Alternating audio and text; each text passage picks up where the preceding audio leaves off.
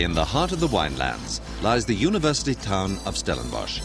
Rich in rugby history and tradition, it's also the home of Mr. Rugby, Danie Craven, who celebrated his 80th birthday at the Stellenbosch Town Hall. Many friends and invited guests from around the world attended the dinner to pay tribute to Doc. Amongst the distinguished arrivals were Welsh scrum half Gareth Edwards and the giant All Black forward Colin Meads. Doc's birthday party was also a fundraiser to boost the Craven Trust for underprivileged rugby players. Guest speaker for the evening was another Marty, Dr. Davie de Villiers, a former Springbok captain and scrum half.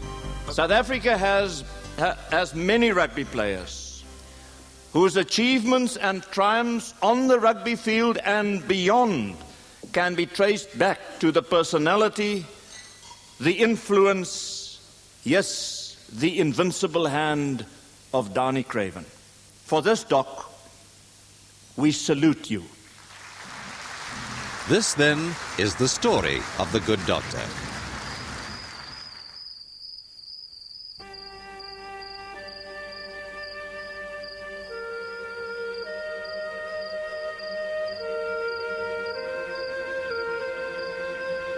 Stellenbosch and the house of Oubaas Marcotta, South Africa's grandfather of rugby. Following in his footsteps, Dr. Daniel Hartman Craven. When I became 65 and I had to move out and leave my post as lecturer, I was professor here and I held the chair and I was head of the Department of Physical Education. And when I left, they said, well, there are many of our houses which you can rent. And one is, and when they named me the houses, and one was Mr. Marcotta's old house, I said, that's the one. A.F. Marcotta, known simply as Oubaas Mark, is a legend at Marty's. As a player, captain, coach and Springbok selector, he was one of the few men outside Danie Craven's family to influence his career. But many of Doc's attributes stem from his early childhood. I was born on the farm, Steeton, when the house girl had to go and call my father when it was time for me to be born. But before he arrived, I was already in the world. And I think I've been like that ever since. I've never kept people waiting. If I wanted to do a thing, I did it. And I battled my way out myself to come into this world. Sport was in the family blood. His father James, farming in the district of Lindley in the Free State, was a keen sportsman, excelling at soccer and cricket. His mother Maria was a school teacher, whose strength of character left an indelible impression on the young Danie. And she was in a concentration camp for 2 of the concentration camps. And I must say that if there was an outstanding lesson I learned from them, it was this, that he said there must be no grievances, no animosity. All is fair in love and war. What happened in the war is something of the past, and there's no use living in the past, we must look at the future. His early education began on the farm school Chicago. In 1924, he entered high school in Lindley. Here he struck up a firm friendship with Christian Stimmy. He was a burly little chap, sturdily built. I was thin and small, lightweight. But a friendship sort of immediately sprang up between the two of us, in spite of the fact I couldn't play rugby, and he was born for rugby. Doc played for the Lindley Town first team at the tender age of 16, but his love for the game of rugby began whilst attending the farm school. One day it so happened that I was in town and I went with my elder brother, who had a profound influence on my life because he'd always been more advanced than we were in everything, and took me to a rugby match. And Ermelo, town of Ermelo, was playing there. They won tour and they played against Lindley. I didn't know anything about the game. All I can remember is that Lindley won because of the wing tearing down the line and going over for a try. And that to me made a wonderful impression on me, that game. And it somehow just stirred something in me, it roused something in me. So that is my game. Study took second place to rugby, and yet he managed to pass matric in 1928. And there we were fortunate in having some very fine teachers, real highly qualified gentlemen who taught us not only English and Afrikaans and maths and whatnot, but also a way of life. You know, we in the countryside, well, in our cultural background, we were sort of, if I may put it that way, we brought up on the 4 R's, you know, reading, writing, arithmetic, and religion. And our code of ethics and general code of behavior was strong, but certainly not dogmatic or burdensome. We had quite a happy youth. But when I came to Stellenbosch after matric, my headmaster was an ex-Dagbreek student here at Stellenbosch. He came and said, no, you go to Wilgenhof hostel there. I think you'll fit in much better there. I've told Mr. Makota about you. And this English master of mine, who had been Mr. Makota's chauffeur, when he was here at Stellenbosch, also in Wilgenhof, he knew Mr. Makota well. He came also to see him. He said, I'm sending a Springbok to you at Stellenbosch. Both of them told Mr. Makota that. In those days, one studied at university to become either a teacher or a minister of the church. Doc chose theology, but rugby had a far greater calling under the watchful eye of Mr. Makota. It so happened that we played our trials for the under-19s in rain, the pouring rain. And then the next day, I must have played fairly well in their minds, because the next day the second team scrum-off didn't turn up. And they said, where do we get the scrum-off? And these fellows from Wilgenhof said, well, Craven is running on the side field there. He's a scrum-off, and they called me in. And then he said to somebody, who's that fellow behind the scrum there? And they said, Craven. They said to one of the coaches, I think it was Dr. Chesma, you don't play him for the first team. I want to keep him for the Springbok team of 1931. At these Springbok trials, Danie Craven was picked for the tour to Great Britain and France, but without having even represented his province. On tour, Danie was just like any other player, representing his country for the first time. I was as nervous as could be. But when I felt the turf under my feet, it left me. And I was prepared for anything. I nearly died before the first international I played against Wales, at Swansea, at St Helens. I nearly went to Theopina, our manager, to ask him to withdraw my name from the team. But I thought, no, that would be in conformity with the name you have, Craven, which means a coward, and which was something that also worried me throughout my life until a certain stage. The tour was an unqualified success, but a fateful incident during the last test against the Scots at Murrayfield caused Danie Craven to change his academic course at Stellenbosch University. When I came back, I was still hoarse from the kick I received on my vocal cords. And I went to see a doctor and he said, you better change your course. You can never become a parson. And I had to change my course. And I think the pulpit is still pleased that something happened to Craven. Changing a direction in midstream was no easy matter. Now, what do I do? And General Smith, it so happened that General Smith gave a talk here at Stellenbosch, and he said to us, he said, you students, I appeal to you to come and help me to solve the native question, as it was called in those days. I said, come and help me to solve the native question. And then I said, well, one of my majors was anthropology. That is the direction I'll take. It was actually after his address to the students here that I took the MA then in anthropology.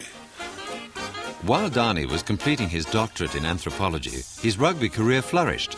He was a regular member of both Western Province, Marties, and a stalwart of the Springboks, especially in the Test Series win against the touring Wallabies in 1933. He was dynamic, he had great physical strength, and he drew the attention of more than one player, which always made it easier for the rest of the team. He was a match winner in his own right and could dominate a game. In 1937, the Springboks toured Australia and New Zealand. Danie Craven, astonishingly, was picked as fly half for the first test against the Wallabies. 5 of the players were selectors actually for the team, which isn't a good thing. And we had 2 fly-halves in the first test against Australia, Tony Harris and Van der Vyver, who were chosen as fly-halves, but the committee thought they weren't up to test match standard, and Craven was brought in to play fly-half. I don't think it was a good idea, but that's what they decided, and we just managed to win that first test. The South Africans returned as one of the greatest teams ever to tour abroad. They played 26 matches and won 24, and are still the only Springbok team to win a test series against New Zealand in their own backyard. The following year, a team from the British Isles toured South Africa, and in that side was the English fly-half Jeff Reynolds. My opposite number in the test, anyway, was Tony Harris, and I thought he was jolly lucky because the Doc would get his grass out, you know, with his dive pass, and gave him every time and space to work in. And I had a very good scrum half working with me. It was not quite the same as what was going on the other side. It wasn't as good, but he was always thinking of what to do. He never had a set piece, as it were. If it was the scrum, it wasn't always just going on the blind side, and if it was going about, it was some other feature that would happen that would put the opposition off time. England lost the first test in Port Elizabeth and the series 3-1. Sadly, it was the last time Doc would pull on the green and gold for South Africa due to the advent of the Second World War. After teaching for 2 years in Grahamstown, he joined the army as Director of Physical Training. While in Pretoria, he played for Northern Transvaal, the third province after Western and Eastern Province to benefit from his talents as a player and a leader. Doc had announced his engagement to Mayra Hayward in 1937, and the following year they were married in the Dutch Reformed Church in Stateleville. They were divorced in 1974. When the war clouds gathered, Doc was in Europe, having taken leave to further his education concerning physical training. He attended a number of courses throughout Europe before returning to South Africa just after the outbreak of the Second World War.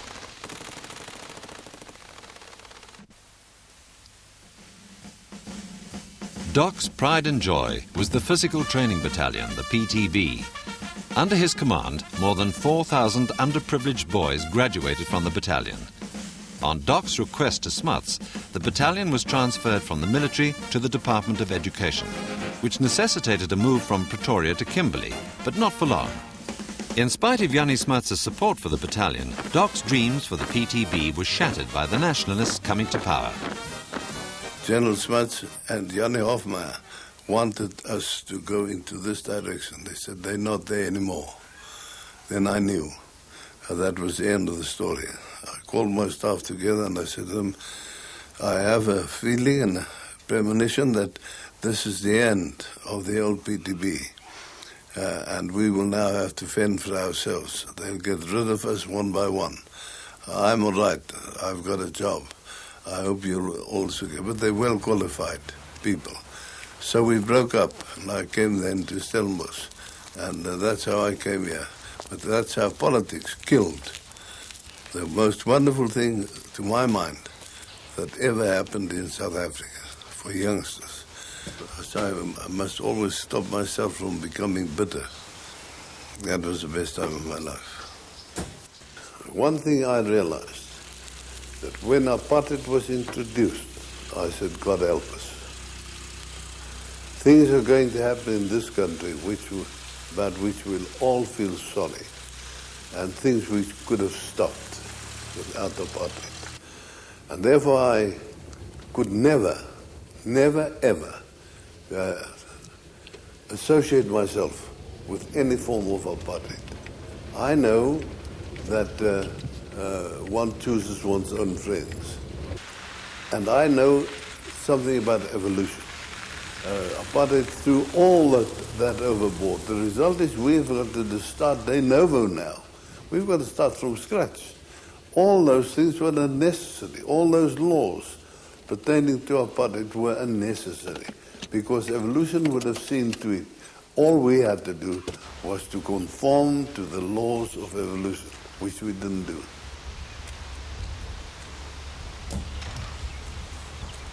Politically, we differed. I was a nationalist, and he was a SAP, if you know what I mean, the old South African Party. And afterwards, the United Party. And I remained a NAT, and he remained a SAP. But that didn't do anything to our friendship. I mean, made no difference at all.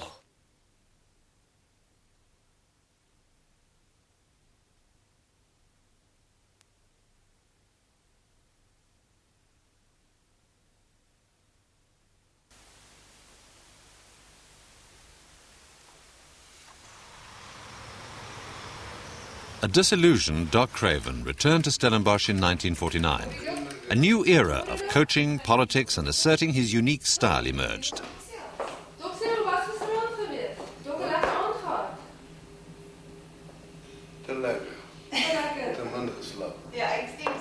I am Stellenbosch, and Stellenbosch is in my blood. It was because here the foundation of my whole rugby career was laid in this place. Firstly, because of the teachers I had who had been trained here at Stellenbosch. And they carried something of Stellenbosch without saying it. Just something that stuck to them, which they also took with them into the country. You know, when Mr. Makota, before the turn of the century, he wrote to the Chief Justice of the peace, he wrote, "I've decided to devote the rest of my life to rugby football." They blamed him immensely. How could you do it here as an attorney practicing in Wellington and coming back to Stellenbosch for the sake of rugby football? But he had something else in mind. He argued that if the players at Stellenbosch got the right stamp on them, so I can use that expression, if I can stamp them in the right traditions of the game of rugby, wherever they go, they'll carry it with them. And I think that those teachers were the carriers of rugby traditions and rugby codes, and they imbued me with the right approach to the game. And when I came here, I just felt that here is a background which nothing else could even equal. Doc was appointed assistant manager to the 1951 Springbok team for the tour to the British Isles and France.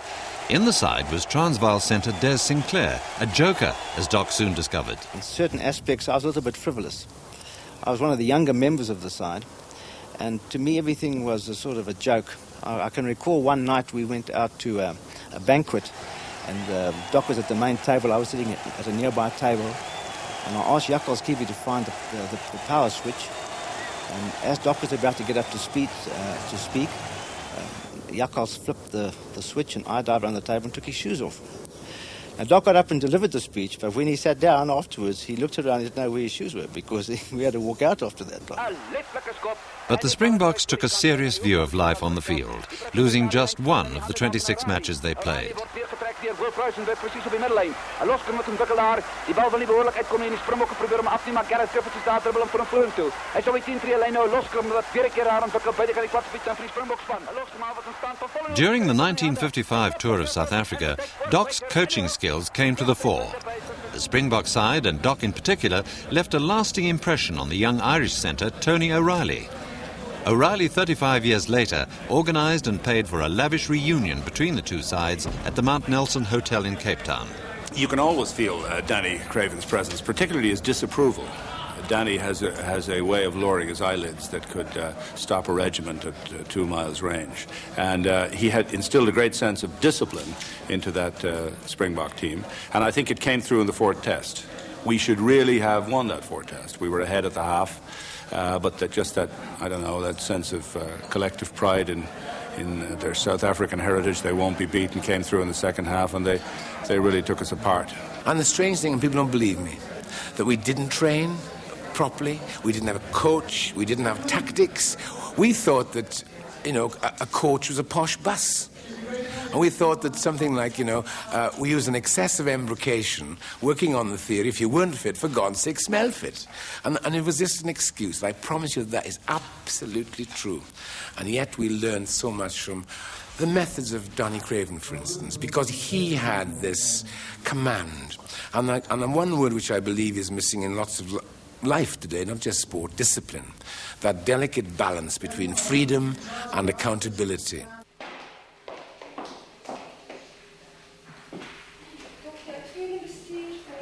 At the young age of 46, Doc was reluctantly elected president of the Rugby Board and duly represented South Africa on the IRB. The first meeting he attended overseas was in 1957. On the boat to Britain, a lonely and unhappy Craven, to relieve his worries, wrote the first of many books on rugby.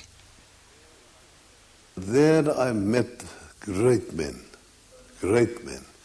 who thought, you know what Bill Ramsey afterwards, a few years afterwards said, he said, I know nothing about the laws of the game, but I know everything about the spirit of the game. And that, to my mind, is still the most important part of rugby, its spirit. They tell every newcomer to the international, or they did in those days, every newcomer to the international board, they said, we like you. And well, that's nice to hear. But they took me into a room and they said, Danie, we trust you. Perhaps his greatest supporter, then and now, is French rugby president Albert Ferrasse. I'm proud to be his friend because, to me, Danie Craven is a monument of rugby. And he's certainly done more for our game than anyone else. We've always got on well. We don't speak the same language, but we have only to look at each other and we understand one another. That's what's extraordinary. Danie Craven has such a stature in South Africa because he's done a lot for rugby, for reunification and against apartheid. And that's been important.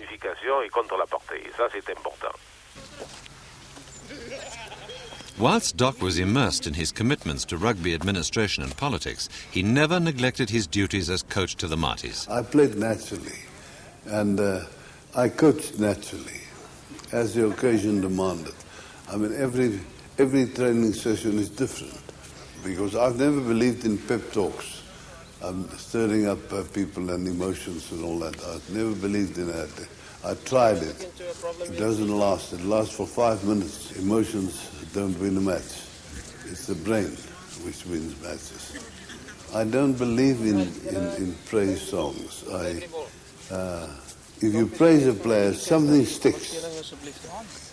And he feels at ease. He should never feel at ease. He should always be on his toes. I don't care. I term him as an exciting coach because you never knew from one weekend to the next what was going to be on the agenda. I think so much of rugby today is repetitive and the coaching methods are repetitive. But certainly one thing I remember about Doc, there was always something new and innovative. You know, he was regarded as the great motivator, and he suddenly one day said, you know, you can't really motivate anybody. It's impossible. And we sort of all looked at him with, you know, astonished eyes, and he says, what you can really only do is sort of set the circumstances within which people can motivate themselves. And I think he was a master at that.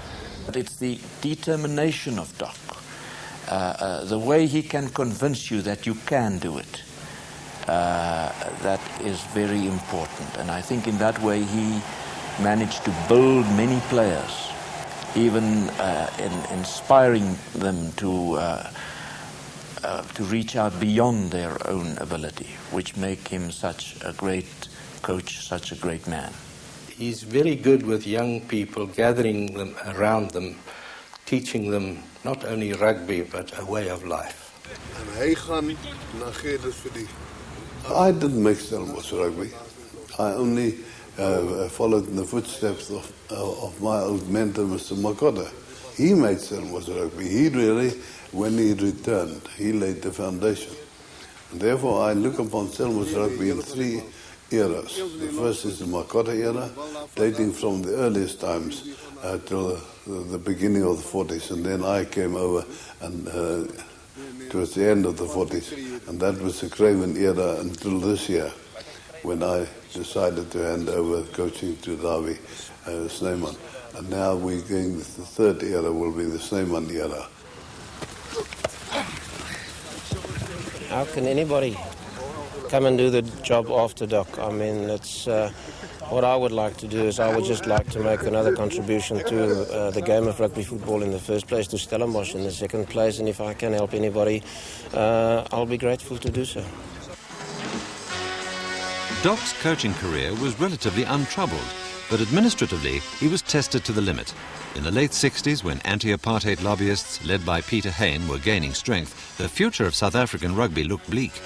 Demonstrators proved a constant source of harassment to the Springbok rugby team during their 1969-70 tour of Britain. Doc's influence, of course, was strong in encouraging us to go on and not to go home as many players wanted us to do. So he provided that kind of stability necessary under such circumstances. He was he encouraged us to be cool and composed and to concentrate on the game rather, and that was important. It really hardened my whole attitude towards the whole project which they were launching. I felt it was uncouth, and I think it affected our play too on that tour. The comparison I had to make when I played and now. And that is why, to me, it's uppermost in my mind. I want those two to get together. I want what I had. I want my players to have. And to this end, Doc was instrumental in moving away from apartheid in rugby. In the late 70s, efforts were made to integrate the association and the federation with the rugby board. The era of non-racial rugby had begun. Let us rather concentrate on how to win, and then we will do justice to this game, to ourselves, and then rugby will be the adventure it can be. I believe, and I said so to him at the time, that I believe that he was using South Africa, at least coloured rugby, as an instrument to keep South African rugby in international rugby. That was sort of the impression that I had of him when I met him that first time. Rugby should be played by South Africans, irrespective of their race, their colour or their creed. That has been my stand all these years. Later on, when I learned to know Dr. Craven better, he assisted me in carrying out what I really believed in. The rugby development program was a major undertaking. A team of dedicated people organised coaching clinics, which still continue today. I would say Doc is the lifeblood of the team. He's become obsessed with bringing people together. And being 80 years old this year, we're all tremendously glad that he's had so much success with this thing. It doesn't stop with clinics. The clinics is learning the basics of the game, but the whole essence behind the clinics is human relations. We're bringing the boys together. We believe that boys who play together can live together. To coach is to be an educator. When we brought in the colours and the blacks, I said to them, we've got to be the biggest missionaries as from today, because this is an educational process which will affect them and us. They will do things we don't like, and we'll do things they won't like. Therefore, you just shut up and play the game. We're no longer interested in asking a person what his race is. We ask, can you play rugby? And if you can't, are you willing to learn to play rugby? Now, I think this is what you're driving at. All this is due to the inspiration given by this one man that we're talking about, Danie Craven. But it's not been an easy road for Doc. During the mid-70s, Doc had problems in his own backyard. The annual clash between Stellenbosch and Cape Town universities was cancelled for 3 years due to Stellenbosch's reluctance to open their facilities. Happily, the situation was resolved. During that period of change, Doc remarried in 1975. At this time, his constant efforts to keep South Africa in the international rugby community was slowly being stifled. 1981 marked the last officially sanctioned overseas tour. Added to this, the selection of Errol Tobias in that team caused many problems. When we selected Tobias, people said, yes, he's just a kafir booty, and all that type of rubbish. But the fact of the matter is, Tobias was a rugby player. The pressure that Errol was under, people will never know, because in New Zealand, he got letters and he got phone calls from his wife, and I can tell you this now. And people saying that they would do things to his children back home and everything. So it was an incredible pressure. Plus, internally, in the tour party, we had pressure from the very conservative people internally, and the administrators who were very, very, very conservative. And Errol was playing with players also that didn't want him to be in the touring side. I've been very angry, disappointed, because I really felt we could have done so much better on that tour. Like you all know, I never had a chance to play centre. Rob was played once out of position, and then suddenly he was dropped. And we felt they came at us. Nobody can tell me that he didn't deserve his colours. And he's a fine man. He really is a fine man. Again, the way he played, so he lived. I think that Doc Craven, unfortunately, his hands were tied. There was such a strong Broederbond situation in the South African Rugby Board that Doc Craven had his hands tied as far as selections was concerned, as far as management and coaches and they were concerned, and Doc unfortunately couldn't help anything. After the tour, South Africa was totally isolated from international rugby. Local competitions were all that spectators could enjoy. Although South Africa was still a member of the IRB, it was cold comfort, and an alternative to an official tour was sought. A rebel rugby tour seemed the only answer. I'm against the rebel tours. When the Cavaliers came, it was an unauthorized tour. I will never subscribe to pay for play. Never. It will come here. It will come. But not without my concurrence, while I have to say, I'm an amateur and I want to die an amateur. Then, in 1986, a rebel touring team from New Zealand known as the Cavaliers arrived in South Africa. Thousands of rugby enthusiasts were delighted. If I had to turn the clock back, I would do it again. And I think if we had to turn the clock back, Doc Craven would do it again. Because here he said, South Africa proved to the world right here, the last test, that they could beat the All Blacks because they were the All Blacks. We restored our pride again in World Rugby. Verander heeltemal van rigting. Herstel die fout baie mooi en Karel du Plessis. Het vir Koelie Smit aan sy binnekant. En Smit die hardloop en hy moet opkrooi. If it wasn't for that tour, I don't know what would have happened to South African rugby. That tour saved us. And that's why I will always be grateful to Dalton's team which came out under all those difficult circumstances.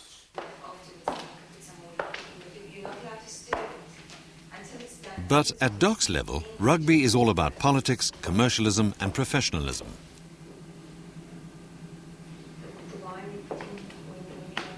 Camps are often formed and sides are taken, as happened recently when 2 members of the executive were outvoted and 1 walked. Hitler was a madman, but you can even learn from mad people.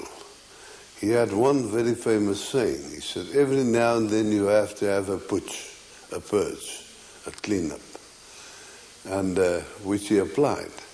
And I believe that even in the rugby board, a clean-up was necessary, and that clean-up came automatically. I still respect him, and I think everybody respects him.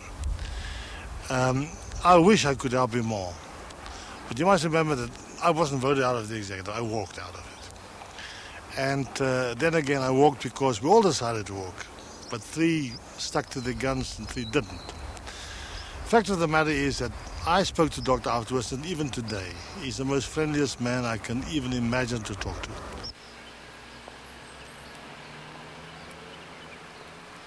Doc's many fine attributes include his moral strength. Through the years, his children from his first marriage grew up with Doc's unshakable values. There are 2 things that I think that he really tried to teach us, and that is a sense of integrity. That's the one thing I think that I learned from my father. The other is a sense of loyalty. I mean, I know of no person that has got such a sense of loyalty towards the university, towards South Africa.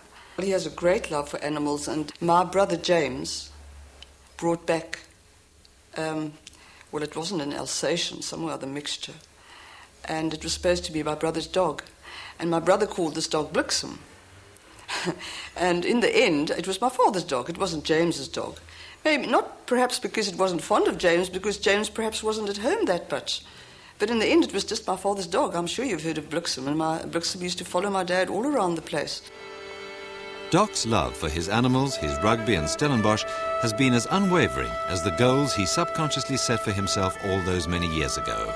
Goals motivated by love, not money. You know, when you look at the rugby player and you want to see if he's a good rugby player, you look to see if he has got reserves. If there are reserves which must be taken out to make him a better player, then you as a coach must take out the reserves. And I feel that I still have a bit of reserve. I think people who are enamored with themselves, who give the ego in them a place that is not warranted, they must be unhappy. My ego is in this place. If they tell me today, look here, Craven, resign, I go out without any ill feeling, and because I'm not doing what I'm doing for myself.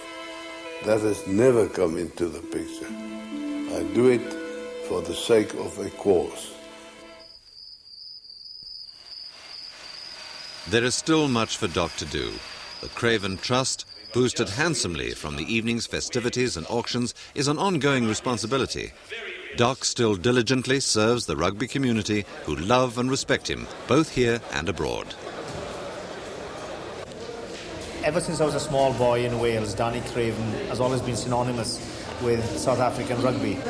You know, in South Africa, everybody talks about him as Mr. Rugby, but I think the only tribute I can actually give him tonight is by saying that he's Mr. World Rugby. He wants more and he can't get it fast enough. He's a hard taskmaster and he normally gets things done. Firstly, he's an honest man. Direct. And you know where you stand with him. The genius of the man, that's the one thing that I admire the most. He's a genius. If I had to pinpoint one strength that Doc has, and that is his ability to change. I don't think I've ever known anybody as sincere as Doc Craven. But you felt that he had a command, and more than that, he commanded what I believe is the most important thing for young people. He commanded the respect. And what Danie said, it mightn't have been right all the time. It went. There's a lovely line of William Butler Yeats, the poet, and I would sum him up in the company of South African players who were here tonight. Yeats wrote a couplet which went, "Think where man's glory most begins and ends, and say, my glory was, I had such friends." Danie Craven is a friend.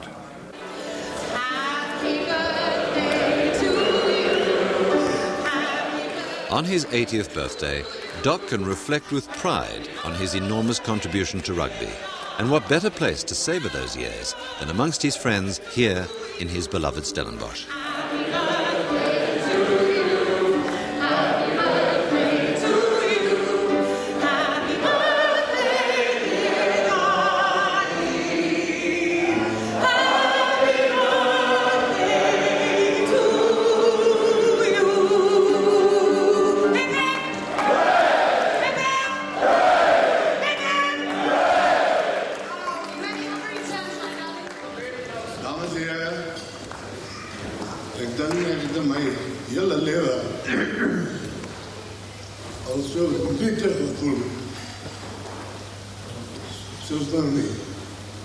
Maar ook nog nooit zo dankbaar om mijn hele leven.